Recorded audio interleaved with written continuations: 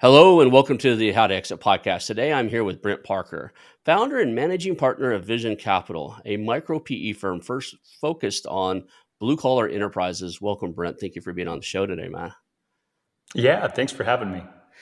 Everybody that watches this show, they know what my first question is always going to be kind of your origin story, man. You were born, mom had you roamed around, and then all of a sudden you find yourself on a mergers and acquisitions podcast. How did you get here? How did you end up on my show today? All right, well, a lot of groundwork there to cover, but I'll try to keep it brief. I'll give you the Cliff Notes version. Um, well, so I kind of come from a family of entrepreneurs. I think I like to give credit to my grandpa. It all started back with him. He grew up in the Depression, and he started selling outboard motors in a Cadillac dealership in Nashville, North Carolina. So that was kind of the genesis of the Parker entrepreneurs. Um, he moved to Orlando, Florida, opened up a boat dealership there. My dad took over the boat dealership. That was in our family for about 90 years. And so boating was just part of our lifestyle. Um, I have two other brothers that are also in entrepreneurship. So our family rule was you had to go to college and make mistakes with somebody else's money before we came back and made mistakes with dad's money. So I was in college and my dad actually sold the business. So then I kind of had to chart a different path. So I got my accounting degree. I went and worked for Deloitte doing taxes for high net worth, for privately held companies. A lot of times you can get stuck on a big public company, but I positioned myself to work on the private companies so I could get exposure to, 50 or 60 different companies a year. And that was awesome. Learned a lot and gained a lot of experience there. And then I found it was time to go, and my brother found out about this Freedom Boat Club franchise. So I looked into that, and I was like, man, that's cool. And he's making a lot more money than I am and having a lot more fun than I am. So I quit my job, sold my house. At that time, we were living in Houston, Texas, and moved across the country to Virginia, a state that I'd never been to before, but thought it was a good idea to open up a business there. So we took a little bit of a risk, rolled the dice, and you know what? It was awesome. It worked out for us. So we moved to Virginia in 2017 and started a Freedom Boat Club franchise there. What made the shift from like, okay, I'm going to buy a franchise that has systems, processes, and everything already together, to creating a micro PE firm where you're buying blue collar businesses, which in many cases, depending on the size, may or may not have such well developed standard operating procedures and everything. So what made the shift there? Is that just something that came available, or? Yeah. So, I mean, first of all, the franchise for me was a great first business. I learned a lot, right? Because you're kind of riding on the coattails of people that have been successful at it before you and giving you a game plan. So that was part of my education. And once I had learned that and felt confident in running a business and all the different facets of business, then I was like, you know what? I'm going to go search for industries where there's opportunities to implement these things that I've learned. And blue collar is one of those kind of like gold mines for opportunities.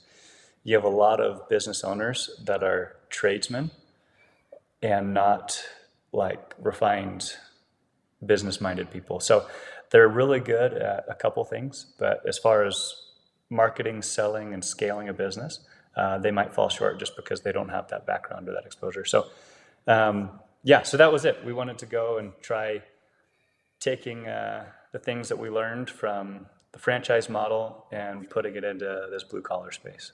Let's talk about a little bit about, like, are you looking anywhere, or is it just in your local area? Yeah, right now we're predominantly looking in Utah. The first market we entered was water softeners. Hmm. So there's a lot of PE activity around HVAC companies because these PE funds have found that they can go into a business that people have viewed as transactional in the past and make a recurring revenue model out of it with service contracts.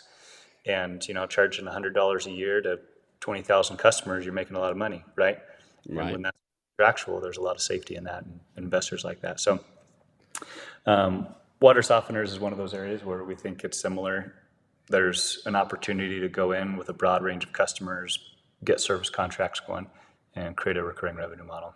What we did was we essentially delivered an LOI with a formula. So we said, hey, we'll do, this is our formula. It's kind of a weighted average seller's discretionary earnings. So we took 50% of 2020, 25% of 2019, and 25% of 2018, just to kind of eliminate any effect or mitigate any effect there could have been up or down due to COVID. And then we'll give you a 4 multiple.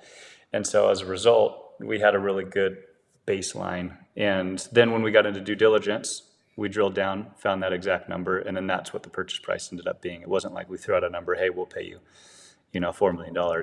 We kind of laid out a formula, which I think is a little unique, but it ended up working well with this seller. I get just kind of acquiring the business and then observing and making changes at the pace that the team can go. Is there anything else that you've picked up, in this first year of doing this? Yeah, and also as a follow-on to that point, you don't know what like IP or intel is kept in the minds of the employees versus written down on paper. So if you go too fast and run off some of your key employees, there could be a significant asset of the business that leaves with that employee. So that's also important and that's kind of what we've done is gotten a system that was dependent on people and paper. They were very paper dependent, to be, software and automated, still using the same people, but it made their job easier and it got all the processes kind of out of their brains and into a system that will kind of live on beyond them if they ever choose to leave. We just used our own money and then got an SBA loan. So self-funded, and eventually we might need to go out and raise funds, but I think for the first few acquisitions, we'll probably be able to maintain it just internally with the partners. So when you say recurring revenue, private and commercial, are you open up to all those other areas or pretty much around the water space? There'll be other opportunities to expand into, socks or hunting equipment or basketballs, but do those later with a different LLC. Don't try to do the everything model. What's cool about coming into an industry or something that might be a little more, I guess, archaic or manual labor? My brother's business, he was selling boats for my dad, and he was like, he had to, I think his story was he was at the movies with his family, and a brokerage deal came through, and he had to leave the show because he knew it was going to take him all night to put the paperwork together, and he was like, man, what a pain. And he created a tech company that now, like 95% of all, used boat market uses his software to close the deal.